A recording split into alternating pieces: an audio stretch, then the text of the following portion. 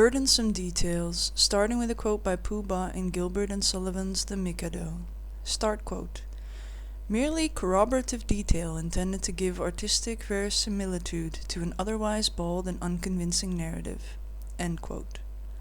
The conjunction fallacy is when humans assign a higher probability to a proposition of the form A and B than to one of the propositions A or B in isolation, even though it's a theorem that conjunctions are never likelier than their conjuncts. For example, in one experiment, 68% of the subjects ranked it more likely that Reagan will provide federal support for unwed mothers and cut federal support to local governments than that Reagan will provide federal support for unwed mothers. A long series of cleverly designed experiments which weeded out alternative hypotheses and nailed down the standard interpretation confirm that conjunction fallacy occurs because we substitute judgment of representativeness for judgment of probability. By adding extra details, you can make an outcome seem more characteristic of the process that generates it. You can make it sound more plausible that Reagan will support unwed mothers by adding the claim that Reagan will also cut support to local governments. The implausibility of one claim is compensated by the plausibility of the other. They average out. Which is to say, adding details can make a scenario sound more plausible even though the event necessarily becomes less probable. If so, then hypothetically speaking, we might find futurists spinning unconscionably plausible and detailed future histories, or find people swallowing huge packages of unsupported claims bundled with a few strong-sounding assertions at the center.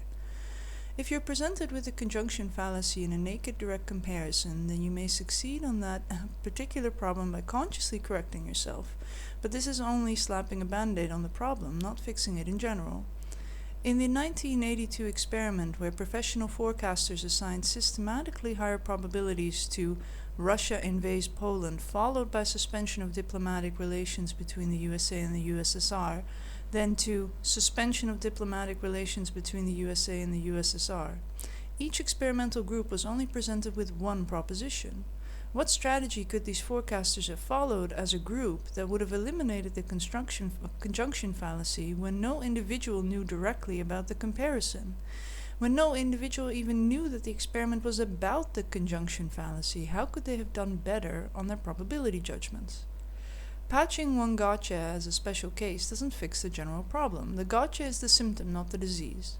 What could the forecasters have done to avoid the conjunction fallacy without seeing the direct comparison or even knowing that anyone was going to test them on the conjunction fallacy? It seems to me that they would need to notice the word and. They would need to be wary of it. Not just wary, but leap back from it, even without knowing that researchers were afterward going to test them on the conjunction fallacy particularly. They would need to notice the conjunction of two entire details and be shocked by the audacity of anyone asking them to endorse such an insanely complicated prediction. And they would need to penalize the probability substantially, a factor of 4 at least, according to the experimental details. It might also have helped the forecasters to think about possible reasons why the US and Soviet Union would suspend diplomatic relations. The scenario is not the US and Soviet Union suddenly suspend diplomatic relations for no reason, but the US and Soviet Union suspend diplomatic relations for any reason. And the subjects who rated Reagan will provide federal support for unwed mothers and cut federal support to local governments, again, they would need to be shocked by the word and. Moreover, they would need to add absurdities, where the absurdity is the log probability, so you can add it rather than averaging them. They would need to think Reagan might or might not cut support to local governments, 1 bit, but it seems very unlikely that he will support unwed mothers, 4 bits. Total absurdity, 5 bits. Or maybe Reagan won't support unwed mothers, 1 strike and it's out. The other proposition just makes it even worse.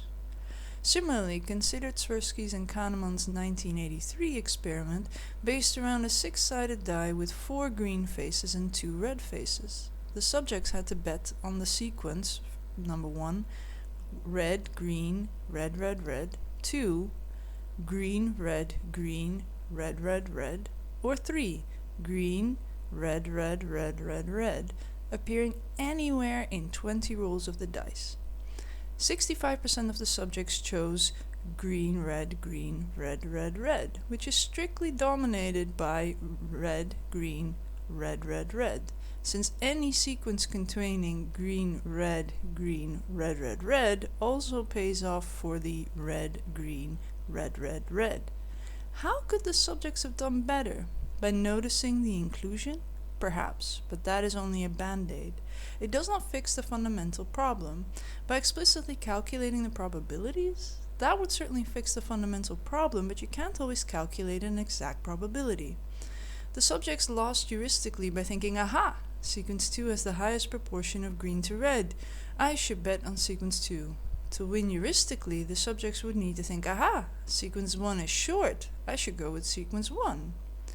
They would need to feel a stronger emotional impact from Occam's razor, feel every added detail as a burden, even a single extra roll of the dice.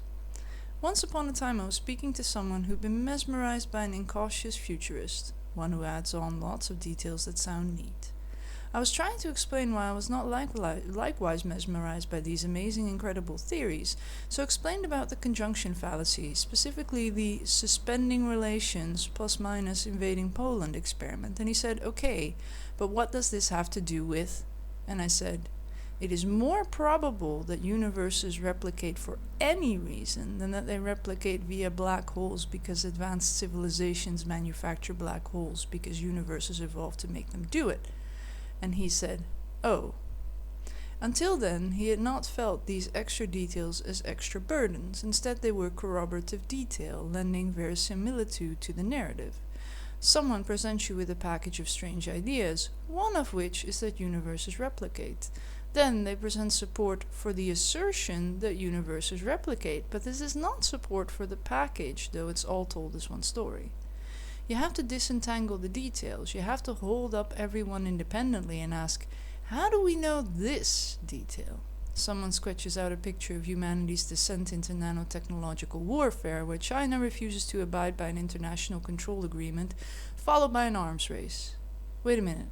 How do you know it will be China? Is that a crystal ball in your pocket, or are you just happy to be a futurist? Where are all these details coming from?